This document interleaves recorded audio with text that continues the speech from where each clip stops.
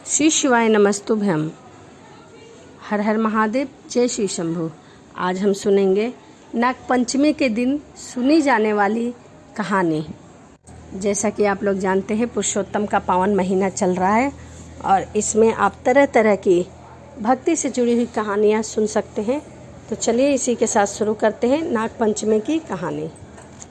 यह कहानी आप नाग पंचमी के व्रत के दिन भी सुन सकते हैं और ऐसे भी सुन सकते हैं। तो चलिए शुरू करते हैं। सालों पहले किसी शहर में किसी सेठ के 7 बेटे थे। सभी की शादी समय रहते सेठ ने करवा दी थी। सातों बहुएं घर का सारा काम काज मिलकर किया करती थी। उन सभी में से सेठ की सबसे छोटी बहू खूब संस्कारी थी। एक दिन यूं ही काम करते करते घर की बड़ी बहू ने अपनी देवरानी से कहा कि घर को लीपने के लिए पीली मिट्टी नहीं है, जंगल जाकर मिट्टी लानी होगी। जेठानी ने ऐसा कहते ही सभी उसके साथ मिट्टी लाने के लिए निकल गए। सभी खुरपा से मिट्टी निकाल ही रहे थे, तभी सबसे बड़ी बहू को एक नाग नजर आया। उसे मारने के लिए जैसे ही बड़ी बहू खुरपी उठाई, वैसे ही छोटी बहू ने कहा, जेठानी जी इसे मत मारिए, इसकी कोई गलती नहीं है, जंगल तो इसका घर है। अपनी देवरानी की बात मानकर उसने सांप को कुछ नहीं किया। तभी उस छोटी बहू ने नाग से कहा, आप एक जगह पर अलग से बैठ जाइए, तब तक हम मिट्टी खोदते हैं, फिर आपके पास आएंगे। इतना कहकर सभी मिट्टी निकाल कर घर चले गए। सभी के दिमाग में नाग वाली बात निकल गई। अगले दिन छोटी बहू को अचानक से नाग वाली बात याद आ गई कि हमने नाग को इंतजार करने के लिए कहा था। वह तुरंत अपनी जेठानी को लेकर नाग वाली जगह पर चली गई। वहाँ देखा तो नाग उसी जगह पर बैठा हुआ है और उनका इंतजार कर रहा है और वहीं बैठकर सोच रहा है। नाग को देखते ही छोटी बहू ने कहा, भैया कल हम लोग आपके पास आना भूल गए थे, उस बात के लिए हमें माफ़ कर दो। जवाब में नाग बोला, तुमने मुझे भैया कहा है इसलिए तुम्हें दंड नहीं दे रहा हूँ, नहीं तो अब तक मैं तुम्हें डस चुका होता। आज के बाद तुम हमेशा के लिए मेरी बहन रहोगी। अब तुम अपने भाई से कोई वरदान मांग लो, मैं तुमसे बहुत खुश हूँ। इतना कहकर तब सुनने के बाद छोटी बहू ने नाग को बोला, मेरा कोई सगा भाई नहीं है, इसीलिए मैंने आपको भाई कहा है। अब से आप मेरे भाई हो और हरदम मेरी रक्षा करना आपका फ़र्ज़ है। बस यही वरदान आपसे चाहिए। नाग ने हर कदम पर साथ देने का वादा किया और अपने रास्ते निकल गया। सेठ की सारी बहुएं भी अपने घर को लौट गई। कुछ समय बाद नाग इंसान का रूप बनाकर अपनी बहन से मिलने के लिए सेठ के घर गया। उसने सेठ से कहा कि मेरी छोटी बहन को बुला दो, वो आपकी घर की बहू है।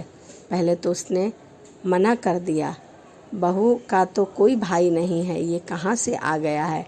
फिर भी उन्होंने अपनी छोटी बहू को बाहर बुलाकर कहा कि क्या तुम्हारा कोई भाई है? तो बहन ने कहा हाँ।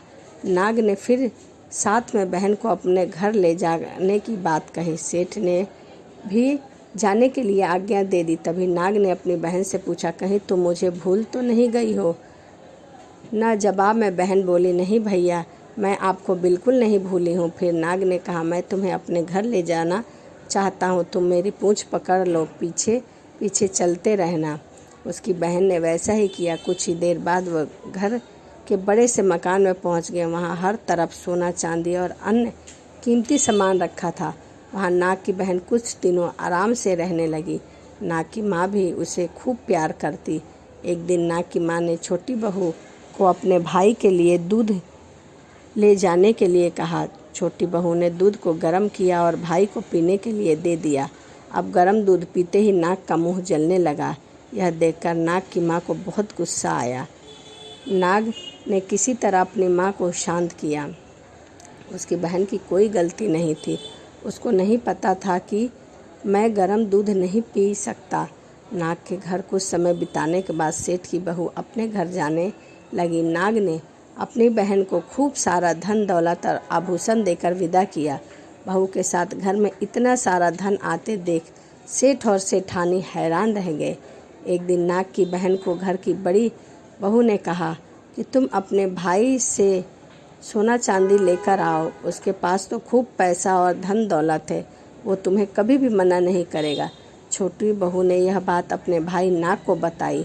उसके बारे में पता चलते ही नाग ने अपनी बहन का घर तरह तरह से आभूषणों से भर दिया। सभी जेवरातों में से एक हीरे का हार बेश कीमती था। उसे देखते ही हर किसी का मन उस पर आ जाता था। ऐसा होते होते उस हीरे की खबर उस राजा की रानी तक पहुंची। उसने छोटी बहू से हार लेकर खुद अपने पास रख लिया। दुखी होकर सेठ की छोटी बहू ने यह बात अपने भाई को बताई।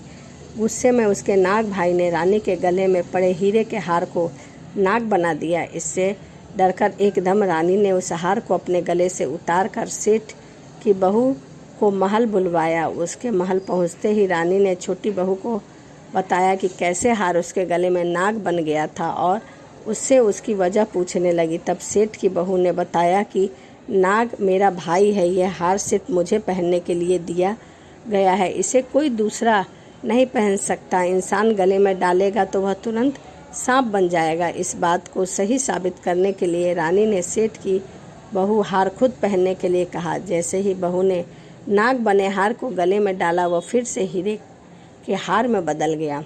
रानी ने यह सब खुद अपनी आंखों से देखा और वह हैरान रह गई। उसने सेठ की बहू को वह हार वापस कर दिया और अपने साथ ले जाने के लिए कह दिया। कुछ स्वर्ण मुद्राएं साथ में दी। अब सेठ की बहू घर में सोने के सिक्के लेकर पहुंची। यह सब देखकर बड़ी बहू को जलन होने लगी। उसने सोचा कि क्यों ना कुछ ऐसा किया जाए जिससे देवरानी परेशान हो जाए। उसने अपने देवर से पूछा, आखिर तुम्हारी पत्नी को इतने सारे आभूषण, धन, सब कुछ कहाँ और कैसे मिलता है? तुम्हें इस पर ध्यान देना चाहिए। यूं ही किसी को कोई इतना सारा धन, हीरे जवाहरात नहीं देता। पता करो आखिर मामला क्या है। भाभी ने अपनी पत्नी के बारे में इतनी सारी बातें सुनने के बाद उसको अपनी पत्नी पर शक होने लगा। उसकी हर बात को वह शक की निगाहों से देखने लगा। एक दिन इसके बारे में उसने अपनी पत्नी से बात की। खुद के लिए अपने पति से ऐसी बातें सुनकर वह दुखी हो गई। उसने सीधे अपने नाग भाई से सारी बातें बता दी और अपने पति के द्वारा की हुई सारी बात नाग और उसकी माँ दोनों को बताई। नाग को बहुत गुस्सा आया। तब नाग सीधे अपनी बहन के पति से मिला और बोला, अपनी बहन को इतने सारे धन और जेवरात मैंने तोहफे में दिए हैं। तुम्हें उस पर शक करने की कोई ज़रूरत नहीं है। वो बहुत ही अच्छी है। अगर आगे से उस पर कोई गलत बात कही तो मैं तुम्हें जिंदा खा जाऊंगा। नाग से ये सब बातें सुनकर सेठ के बेटे ने माफ़ी मांगी और कहा, आज के बाद मैं इसे कुछ भी नहीं कहूँगा। आप मेरे ऊपर गुस्सा मत कीजिए। मैं आपकी बहन को किसी तरह का दुख नहीं दूंगा।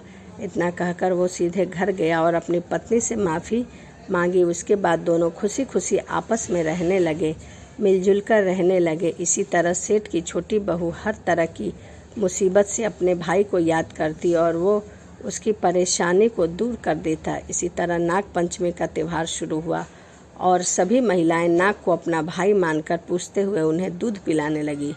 तो यह नाग पंचमी की व्रत की कथा थी। आप भी नाग पंचमी का व्रत करिए और नागराज की पूजा करिए तथा उन्हें अपना भाई मानिए और कथा को ज़रूर सुनिए। तो चलिए इसी के साथ वीडियो समाप्त करते हैं और मिलते हैं एक नई वीडियो में। हर हर महादेव, जय शिव शंभू, श्री शिवाय नमस्तुभ्यम।